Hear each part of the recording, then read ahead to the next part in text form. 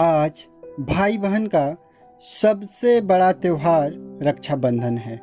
हर कोई इस पर्व को बड़े ही धूमधाम से मना रहा है।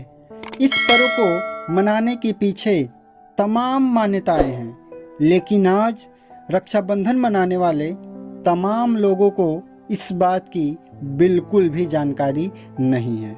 यूं तो कहा जाता है रक्षाबंधन हिंदू धर्म व जैन धर्म का प्रमुख त्योहार है, लेकिन अन्य सभी धर्मों के लोग इस पर्व को सदियों से सौहार्दपूर्वक मनाते चले आ रहे हैं। मैं हिमांशु निषाद आज आपको रक्षाबंधन पर्व के बारे में कुछ तथ्य बताऊंगा जो कि ऐतिहासिक एवं पौराणिक घटनाओं से लिए गए हैं। रक्षाबंधन त्यौहार श्रावण मास के पूर्णिमा के दिन मनाया जाता है, जिसके कारण इसे श्रावणी या सलूनो भी कहते हैं। इस दिन सारी बहनें अपने भाइयों के हाथ में रक्षा सूत्र बांधती हैं और अपने भाई के लंबे उम्र की कामना करते हैं। साथ ही वे अपने भाई से ये इच्छा रखती हैं कि उनके भाई संकट के घड़ी में उनकी मदद करें। आइए हम जानते हैं रक्षाबंधन से जुड़े कुछ तथ्यों के बारे में। शिशुपाल वध के समय भगवान श्री कृष्ण की उंगली कट गई थी और उंगली से बहुत ही तेज खून निकल रहा था। जब द्रौपदी ने इस घटना को देखा तब वे दौड़कर प्रभु के पास आईं और अपने साड़ी का आंचल फाड़कर प्रभु के उंगली में लपेट दी। यह घटना सावन महीने में पूर्णिमा के दिन हुआ था और ऐसा माना जाता है कि प्रभु ने उस राखी की लाज रखते हुए भरी सभा में द्रौपदी को चिरहरण से बचाया।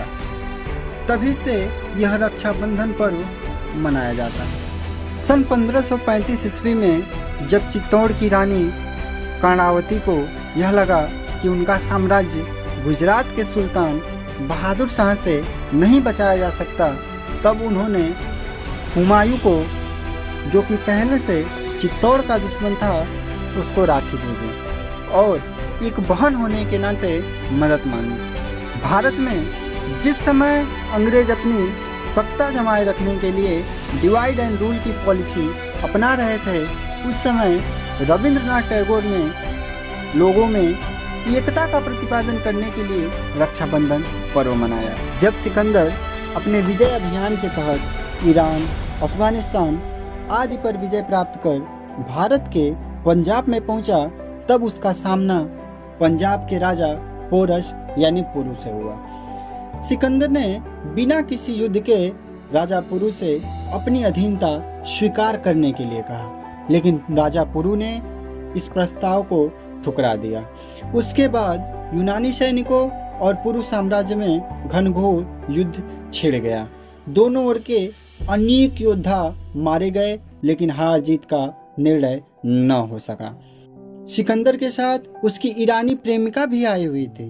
वह पुरु के बहादुरी को देखकर बहुत ही भयभीत थी। उसे यह पता था कि अगर सिकंदर से पुरु का युद्ध होता रहा तो एक न एक दिन सिकंदर की मृत्यु निश्चित है। इसी बीच वह भारतीय संस्कृति की खोज खबर लेने वह निकल जाती थी। विद्रोही पक्ष होने के बावजूद भी सिकंदर की प्रेमिका को हिंदू भारतीयों से सम्मान व अपनापन मिल रहा था, जिसे देखकर वह बहुत ही हैरान थी। इसी बीच रक्षाबंधन का पर्व आया। तब सिकंदर की प्रेमिका ने रक्षाबंधन के दिन थाली में मिठाई रखकर बेखौफ होकर पुरु के शिविर में पहुंची और कहा, शायद आप नहीं जानते मैं कौन हूँ। जिस पर पुरु ने कहा, एक भाई अपनी बहन को न जाने ऐसा कैसे हो सकता है। यह सुनकर सिकंदर की प्रेमिका की आंखें छलक आईं और उसने बताया कि वह सिकंदर की प्रेमिका है और सिकंदर के बिना जीने की भी कल्पना नहीं कर सकते। जिस पर पुरु ने युद्ध में सिकंदर की प्राण रक्षा का वचन दिया। कुछ दिन बाद जब पुरु और सिकंदर की सेना में युद्ध प्रारंभ हुआ तो एक दिन युद्ध के दौरान ऐसी स्थिति आई कि जब पुरु सिकंदर की जान ले सकता था, क्योंकि उस दिन सिकंदर घोड़े पे सवार थे और राजा पुरु हाथी पर सवार थे। पुरु भाले से सिकंदर पर वार ही करने वाला था। उसे अपने ईरानी बहन की याद आ गई। उसने सिकंदर को बख्श दिया। सिकंदर यह तो जान गया था कि पुरु ने उसे जीवन दान दिया, लेकिन वह इसका कारण न समझ सके। कुछ दिनों तक निरंतर युद्ध होने के बावजूद सिकंदर विजयी हुआ और पुरु को बंदी बना लिया। सिकंदर अपनी विजय से बहुत ही खुश था, लेकिन उसकी प्रेमिका जरा भी प्रसन्न नहीं थी। सिकंदर ने जब इसका कारण पूछा, तब उसने रक्षाबंधन का सारा घटनाक्रम सिकंदर को बता दिया। सिकंदर को एहसास हो गया कि असली विजय सम्राट पुरु की हुई है। वह पुरु के प्रति नतमस्तक हो गया, जिसके पश्चात सिकंदर ने जीत का कोई जश्न नहीं मनाया। जब सिकंदर ने पुरु से पूछा आपके साथ कैसा बर्ताव किया जाए, जिस पर पुरु ने बहुत ही सहज भाव से कहा, एक राजा जैसे दूसरे राजा के साथ व्यवहार करता है। इस घटना से प्रभावित होकर सिकंदर राजा पोरस यानी पुरु का राज्य वापस लौटा दिए और अपने देश लौट गए।